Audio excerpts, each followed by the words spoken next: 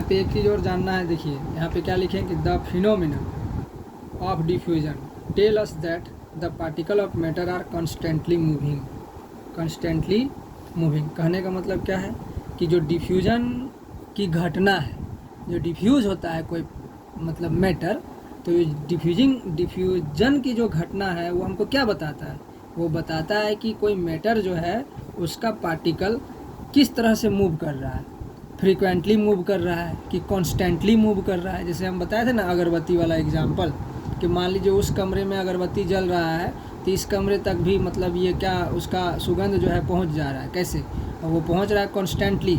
जब तक वो अगरबत्ती जलेगा तब तक यहाँ पे उसका सेंट लगेगा, जब अगरबत्ती ख़त्म तो सेंट ख़त्म, है ना। तो इसका मतलब क्या हुआ कि जब उसको हीट कर रहे हैं तो उसमें काइनेटिक एनर्जी वर्क कर रहा है, और काइनेटिक एनर्जी वर्क करने के साथ साथ जब वो मतलब गैस के फॉर्म में आ जा रहा है तो गैस क्या होता है, बहुत हल्का होता है, और वो उस जगह से फिर भागना चाहता है, तो उस जगह से इतना तेज़ गति से भागता है ना, कि तुरंत वहाँ जलाएं और हमारे नाक तक सुगंध आ गया, है ना। तो इस फिनोमिनन को, जो डिफ्यूजन का फिनोमिनन है, इसको हम लोग इसलिए जानते हैं कि कोई पार्टिकल, मैटर का कोई पार्टिकल जो होता है वो इस फिनोमिनन के तहत क्या करता है, कॉन्स्टेंटली मूव करता है। क्या करता है, क्वेश्चन आ सकता है कि in which phenomenon of diffusion, है ना, in which phenomenon the particle matter are constantly moving, तो उसका आंसर होगा डिफ्यूजन। क्वेश्चन बनेगा इन विच phenomenon the particle of matter are constantly moving, तो बनेगा डिफ्यूजन। अब बोलेगा the phenomenon of diffusion tell us that the particle of matter are dash moving, है ना। क्वेश्चन बन सकता है ना, the particle of diffusion tell us that the particle of matter are dash moving, तो क्या बोलेंगे, कॉन्स्टेंटली, फ्रीक्वेंटली, तो यहाँ पे कॉन्स्टेंटली मूविंग हो जाएगा आंसर, ठीक है। फ्रीक्वेंटली नहीं देंगे, कॉन्स्टेंटली मूविंग होगी, ठीक। पूरा बात समझ में आ गया। इसके बाद कुछ अलग टॉपिक्स के बारे में चलते हैं। अब इसका दूसरा टॉपिक हमारा हो गया, तो ये सारा चीज़ गैसेस में भी होगा, सॉलिड में भी होगा, लिक्विड में भी होगा। Diffusion in liquids in slower then the gases, gas से धीरे होगा, है ना, और सॉलिड में तो काफ़ी धीरे होगा, ठीक है। तो उसके बाद आज हम लोग और नेक्स्ट देखते हैं कि द टेम्परेचर और SI unit of temperature, common unit जो होता है, हम लोग जो कॉमन यूनिट हम लोग यूज़ करते हैं, है ना। तो मेल्टिंग पॉइंट और बॉइलिंग पॉइंट पर बात करते हैं, ठीक। तो यहाँ पे हम लिखेंगे the common unit of temperature and SI unit of temperature. ये टेम्परेचर के बारे में हम लोग यहाँ बात कर रहे थे कि टेम्परेचर हम लोग जो मेज़रमेंट करते हैं मेनली, यहाँ अभी टेम्परेचर का डिफिनेशन हम नहीं बता रहे हैं, मेज़रमेंट जो हम लोग करते हैं टेम्परेचर को, ठीक है। तो मेज़रमेंट कैसे करते हैं, तो मेज़रमेंट करने का यहाँ पे जो प्रोसेस है आपका, तो इस प्रोसेस में यहाँ पे अभी 3 प्रकार के प्रोसेस को मेज़रमेंट किया जाता है। टेम्परेचर का हिंदी होता है ताप। तो इसको 3 तरह से मेज़रमेंट करते हैं। एक मेज़रमेंट करते हैं केल्विन स्केल, इसको बोला जाता है। एक स्केल है, पैमाना है, जिससे हम लोग टेम्परेचर को मेज़रमेंट करते हैं। तो एक केल्विन स्केल हुआ, एक हुआ सेल्सियस स्केल,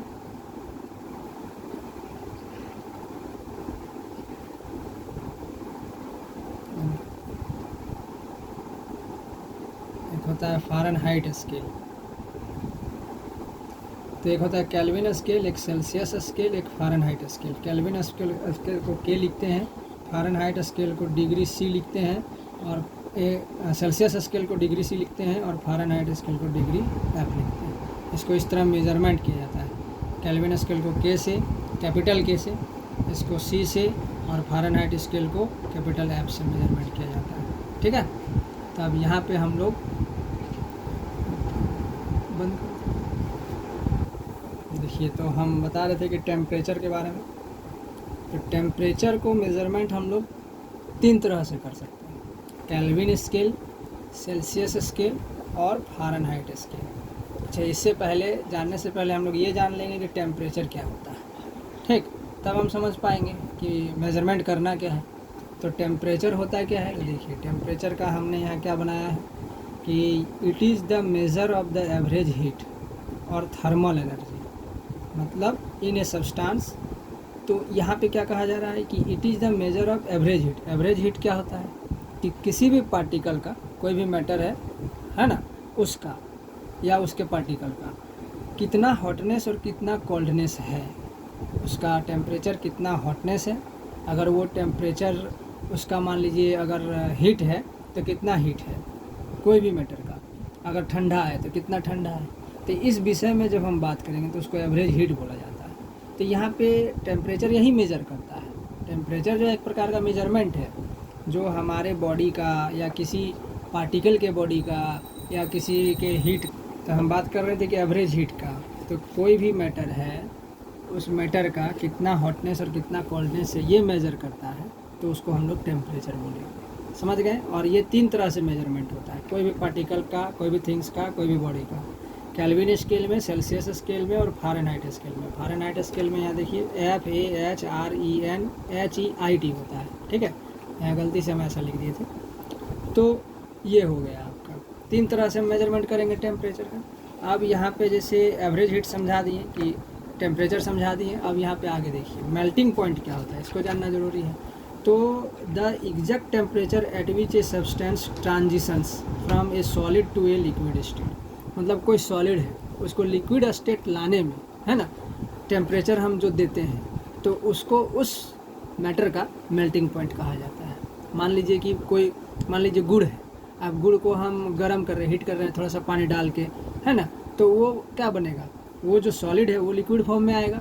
तो वो लिक्विड फॉर्म आने में जितना टेम्परेचर उसको ज़रूरत पड़ा उस सब्सटेंस को, वो जो दिए, तो उस मैटर का वो उसका मेल्टिंग पॉइंट होगा। तो इसीलिए हम लिखे द एग्जैक्ट टेम्परेचर, मतलब जो एग्जैक्ट टेम्परेचर यूज हुआ एट विच, जिस पर ए सब्सटेंस ट्रांजिशंस, मतलब सब्सटेंस क्या होगा, ट्रांजिशंस हो जाएगा, मतलब ट्रांसफॉर्म हो जाएगा दूसरे ये में, from a solid to liquid state, मतलब सॉलिड से क्या बन जाएगा, लिक्विड बन जाएगा। तो उसको हम लोग क्या बोलेंगे, उसका मेल्टिंग पॉइंट बोलेंगे। और वाटर का जो मेल्टिंग पॉइंट होता है, the melting point of ice, मतलब आइस का जो मेल्टिंग पॉइंट होता है वो सेल्सियस स्केल में 0 डिग्री सी होता है।